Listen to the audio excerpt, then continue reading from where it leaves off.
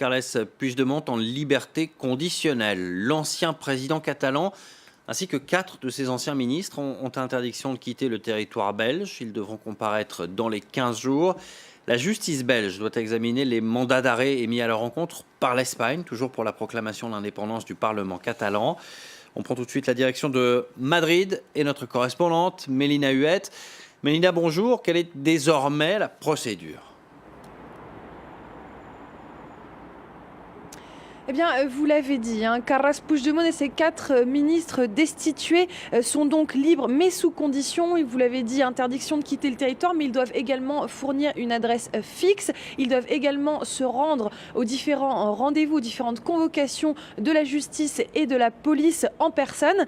Et puis maintenant, c'est à une nouvelle chambre qu'il appartient de décider du sort de ces prévenus. Il y a la chambre du Conseil maintenant, qui a 15 jours pour décider ou non d'exécuter ce mandat d'arrêt européen. Ensuite, suivant sa décision, exécution ou non, eh bien, le parquet peut faire appel, tout comme les personnes qui sont visées par ce mandat d'arrêt.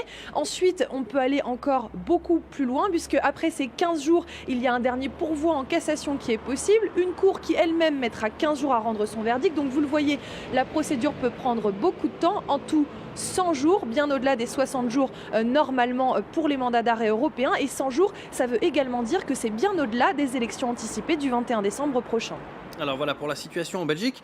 Quelles sont les réactions en Espagne à ces libérations conditionnelles ?